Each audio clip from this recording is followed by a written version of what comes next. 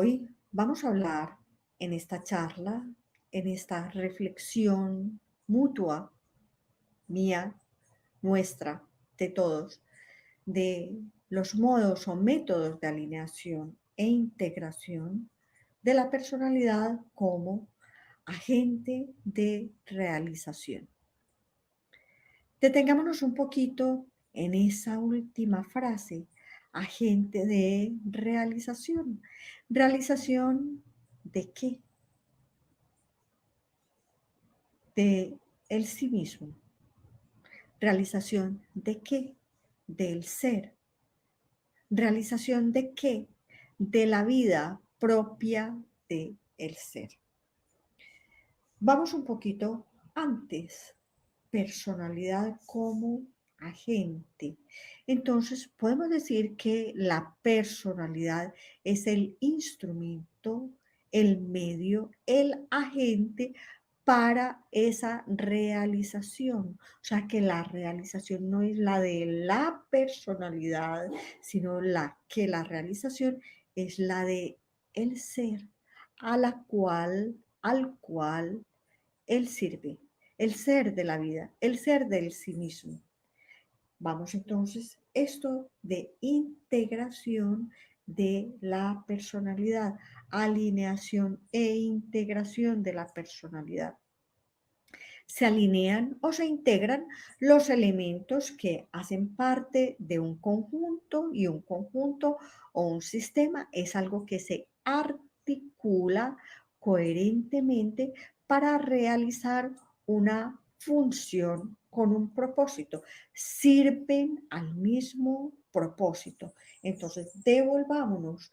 El sí mismo tiene un agente de realización de la propia vida a través de la articulación de los elementos de la personalidad que van en el mismo sentido y para el mismo propósito. Eso se llama integración, eso se llama alineación. Entonces, ahora sí, miremos esos elementos de la personalidad. Podemos ver, obviamente, un cuerpo y una naturaleza física. Esa naturaleza física tiene mucho en común con la naturaleza física de todos los seres humanos. ¿Qué nos determina entonces? Que pesemos más, que pesemos menos, que seamos más altos, que seamos más jóvenes, que seamos más viejos. No, eso es casi idéntico, eso es irrelevante, eso es tan semejante que no podríamos explicar la diferencia del ser y del hacer de un ser humano en función de esa parte de su instrumento que es su cuerpo físico. Entonces, ¿qué es? Es lo que ese cuerpo físico interpreta, que es el programa de la vida, pero de una manera particular. Esa manera particular que instrumenta nuestro cuerpo físico, que interpreta nuestro cuerpo físico, que conmueve nuestro cuerpo físico, es nuestra naturaleza emocional. Y esa naturaleza emocional también podríamos decir que es una organización que tiene una estrategia de despertar y de conmover, de llevar adentro algo. ¿De qué manera? Porque lo amamos o no lo amamos tanto. Y podemos decir que lo odiamos, pero tanto lo uno como lo otro se interpretan y se asumen, se reflejan en este cuerpo físico que responde y da la nota según se sientan, según se timbren las emociones. Entonces el cuerpo físico está interpretando estas notas que nos mueven el alma, que mueven el ser, que no podemos tocar, pero que se sienten, y que no solamente se sienten desde la perspectiva personal, sino que también se comunican y se transmiten como si fueran ríos y corrientes invisibles que nos tocan de una o de otra manera. Pero si podemos decir que este instrumento físico está interpretando una manera de sentir y de estar en el mundo, ¿qué está interpretando el cuerpo emocional? Entonces podemos decir que está interpretando creencias, está interpretando códigos, normas, leyes, mandamientos que obedece o no obedece, a los que se resiste o se somete, o simplemente comprende, acepta y se hace parte de eso, que son propios de esto que es la naturaleza mental.